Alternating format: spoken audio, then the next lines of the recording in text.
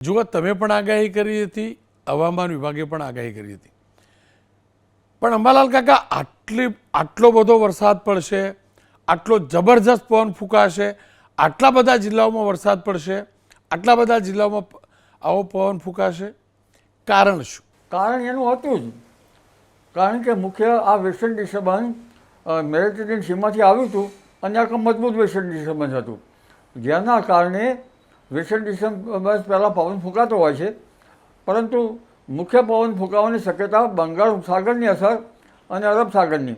જ્યારે રાજસ્થાનના ભાગમાં સાયક્લોનિક સર્ક્યુલેશન લગભગ કિલોમીટરના કે 900 મીટરની હાઇટ ઉપર બન્યું હતું અને તેમાંથી અરબ સાગરનો ભેજ જબરદસ્ત ખેંચતું હતું અને આમાં મર્જ થતું હતું વેસ્ટર્ન ડિસ્ટર્બન્સમાં. અને જેઠધરા જે જબરદસ્ત જેઠધરા પણ સક્રિય હતી, જેના વાયુના કારણે આ જેઠધરાનું જે પૂર્વ તરફ લગભગ શિફ્ટ થવાની હતી અને આ હલચલ એક મોટી હલચલ હતી અને ઝડપી હલચલ હતી. આ તો અહીં તો ઠીક છે, પણ લગભગ દક્ષિણ ભારતના કર્ણાટકના ઉપરના ભાગો, વિદર્ભના નીચેના ભાગોમાં તો 60 થી 70 કિલોમીટરની ઝડપે પવન ફૂંકાવાની શક્યતા રહે છે. આ નવાઈ છે. પ્રી મોન્સૂન એક્ટિવિટી જાણે થતી હોય એવું થશે. આપણે ચર્ચા તો કરી જ હતી. મારા ખ્યાલ મુજબ ખ્યાલ છે, તમને મને યાદ નથી રહ્યું કે ભર ઉનાળે ચોમાસું આવશે દેશમાં. જો અંબાલાલ કાકા, જી જી, આ ગતિવિધિ એવી જ રહી છે. અંબાલાલ કાકા, આપે પહેલાં પણ કહ્યું હતું ભર ઉનાળે ચોમાસું આવશે, પણ હજી તો ગરમી શરૂ થતી હતી. અડધો માર્ચ થયેલો, ગરમી એકદમ સાઈડમાં જતી રહી, પવન ફૂંકાય માની શકાય, પણ આટલો બધો વરસાદ પણ જોડે. આ વેસ્ટર્ન ડિસ્ટર્બન્સ મોટું હતું ને જબરજસ્ત હતું, એટલે લગભગ આખા સૌરાષ્ટ્રને આવરી લેતું હતું, મધ્ય ગુજરાતને આવરી લેતું હતું, ઉત્તર ગુજરાતમાં આવરી લેતું હતું, એટલે પાટણ સમી હારે ઉત્તર ગુજરાત કહ્યું, પંચમહાલના ભાગો સુધી આવરી લેતું હતું. નહીંતર તો સામાન્ય રીતે રાજસ્થાનના ભાગો સુધી જ આ વેસ્ટર્ન ડિસ્ટર્બન્સની અસર આવતી હોય છે અને લગભગ અડધા ભારતમાં પણ ત્યાંની અસર હતી. તેમાં પૂર્વ ભારતમાં તો વધારે અસર હતી. એટલે બધો અંદર ભેજ અડધા ભારત સુધી આવતો હતો, પણ આ પવન જે જબરદસ્ત ફૂંકાવાની શક્યતા હતી એ પવન 35 થી 40 કિલોમીટર તો ફૂંકાઈ શકે તેમ હતું જ. વિન્ડ ગસ્ટ સામાન્ય પવન 15, 20 કે 25 નો હશે, પણ વિન્ડ ગસ્ટ તો જબરદસ્ત હતી અને આ વિન્ડ ગસ્ટના કારણે જ મોટી મુશ્કેલી થઈ છે અને વરસાદી વહન પણ ખેંચી લાવી છે. એટલે આ વિન્ડ ગસ્ટ જબરી છે. આ વિન્ડ ગસ્ટના હિસાબે લગભગ અમદાવાદના મધ્ય ગુજરાતના ભાગમાં 40 કિલોમીટરના ઝડપે પવન ફૂંકાવાની શક્યતા છે, 35 થી 40. પણ સાગરકાંઠે તો લગભગ 55 કિલોમીટરની ઝડપમાં પવન ફૂંકાવાની શક્યતા છે, જે લગભગ એક જ્યારે ઉનાળામાં પવન ફૂંકાતો હોય છે અને દરિયો તોફાની બનતો હોય છે તેવો પવન અત્યારે ફૂંકાઈ રહ્યો છે અને કચ્છના ભાગમાં પણ પવન ફૂંકાઈ રહ્યો છે. છેક ઉત્તર ગુજરાતના ભાગમાં પણ પવન ફૂંકાઈ રહ્યો છે. એટલે 35 થી 40 કિલોમીટર લઈને 55 કિલોમીટરની ઝડપમાં પવન ફૂંકાઈ રહ્યો છે. આજે તો લગભગ સૌરાષ્ટ્રના ઘણા ભાગોમાં કમોસમી વરસાદ હશે, પણ વરસાદનું પ્રમાણ ઓછું હશે. કેટલાક ભાગમાં ગાજવીજ સાથે વરસાદ થવાની શક્યતા રહે છે. અંબાલાલભાઈ, ઉત્તર ગુજરાતના ભાગોમાં આજે વરસાદ ચાલુ છે. અંબાલાલભાઈ, મારે એક્ઝેક્ટ સમજવું છે. જુઓ, રાત પડી ગઈ, હવે પછી આવતીકાલે કેવું વાતાવરણ રહેશે, પરમ દિવસે કયા કયા વિસ્તારમાં કેવું વાતાવરણ રહેશે? આ વાતાવરણ છે, હવામાન એ આપણે કહ્યું કે જે જેટ ધરા છે, જેટ સ્ટ્રીમ એ આખા 10 કિલોમીટરના ઉપરની હોય છે અને આ જે સાયક્લોનિક સર્ક્યુલેશન બન્યું હતું લગભગ કિલોમીટરની ઉપરનું હતું અને ઉપરનું જે સિસ્ટમ બની હતી એ 5.8 કિલોમીટરની આસપાસ લગભગ છે. એટલે આ સિસ્ટમને જેટ ધારા પૂર્વ તરફ શિફ્ટ કરતી હતી. એટલે હવે આવતીકાલમાં ઉત્તર પૂર્વીય જે ભારતના ભાગો છે ત્યાં ખેંચાઈ જશે અને ધીરે ધીરે આવતીકાલે હવામાન ઘણા ભાગોમાંથી ચોખ્ખું થઈ જશે. લગભગ દક્ષિણ ગુજરાતના ભાગોમાં અને એ તો ચાલુ રહેશે. ક્યારેક છૂટાછવાયા દક્ષિણ સૌરાષ્ટ્રના ભાગમાં કંઈ કરી શકે. એટલે કાલે હવામાન ક્યાંક જ કમોસમી વરસાદ થવાની શક્યતા છે. હું તો કમોસમી વરસાદ કહેતો જ નથી, કારણ કે તો પ્રી મોન્સૂન જેવી એક્ટિવિટીનો વરસાદ છે. એટલે કાલે હવામાન ચોખ્ખું થઈ જશે, પણ આ પવન જે છે એના કારણે ધનને નુકસાન થવાની શક્યતા રહે છે પાકને નુકસાન થવાની શક્યતા છે. જ્યાં ઊભા ઘઉં હશે, ઘઉંનો પાક હશે, ત્યાં તો સોથ વળી જશે, ઘઉં પડી જવાની શક્યતા રહે છે. આ વરસાદ માત્ર ઉત્તર ગુજરાત કડી કલોલ એ બાજુ નથી, કડી બાજુ તો છે જ પણ બીજે પણ ધોળકા બાજુમાં પણ વરસાદ છે. એવા ઘણા મોટા વિસ્તારો આવરી લીધા છે વરસાદે. અને આ પવનની ગતિમાંથી આંબાના મોર પર પણ અસર થવાની શક્યતા રહે છે.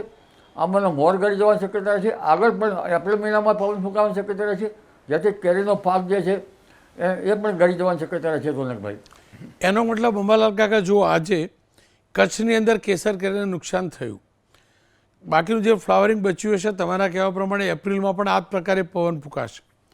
સૌરાષ્ટ્રના અનેક વિસ્તારોમાં જ્યાં કેસરનો પાક છે ત્યાં પણ આજે પવન ફૂંકાયો. આપ એમ માનો છો કે કેરીના પાકનો ઉતારો આ વખતે ઓછો આવશે હવામાનના કારણે? અત્યારે તો હવામાન જોઈ શકો છો, ત્યારે આ આટલા પવનના ગતિમાં વિશે આંબાના ફૂલ કે આંબાનો મોર ગળી પડવાની શક્યતા છે. પછી કોઈ ઠેકાણે નાની નાની કેરી બેઠી જે પણ ગળી જવાની શક્યતા રહેશે. એટલે અત્યારથી તો ઉતારો ઓછો આવશે. પરંતુ જ્યારે હજુ એપ્રિલ મહિનામાં અને મે મહિનામાં એક પછી એક વેસ્ટર્ન ડિસ્ટર્બન્સ આવવાના છે. આ વેસ્ટર્ન ડિસ્ટર્બન્સ મજબૂત હોય તો પછી પવન જબરદસ્ત ફૂંકાતો હોય છે, સાયક્લોનિક સર્ક્યુલેશન થતા હોય છે, અપર લેવલના પવનો બનતા હોય છે. આ લગભગ મારા ખ્યાલ મુજબ અપર વિન્ડ 800 HP આસપાસના હશે. અને આ વખતે તો જેમ મિલીબારમાં હવાનું દબાણ ભૂભાગો પર તો ઓછું રહેતું હોય છે, પણ ત્યાર તો હવાનું દબાણ લગભગ 990 મિલીબાર જેવો થઈ જવાની શક્યતા રહે છે. એટલે એ વખતે સ્થિતિ શું હશે તે અત્યારથી કહી શકાય નહીં.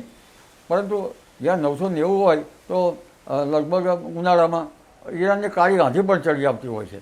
રોનકભાઈ, એટલે આંધી, વંટોળિયા આ બધી સ્થિતિ જી થશે હવે. તો અંબાલાલ કાકા, મારે એક્ઝેક્ટ એ જ સમજવું હતું, હવેથી 1-2 મહિના સુધી કયા પ્રકારનું વાતાવરણ રહેશે, ઉનાળુ પાક ઉપર તેની શું અસર જોવા મળશે?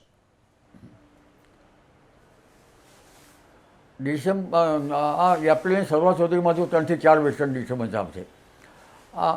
આ ઉપરાંત એપ્રિલ માસમાં પણ એક પછી એક વેસ્ટર્ન ડિસ્ટર્બન્સ આવતા જશે.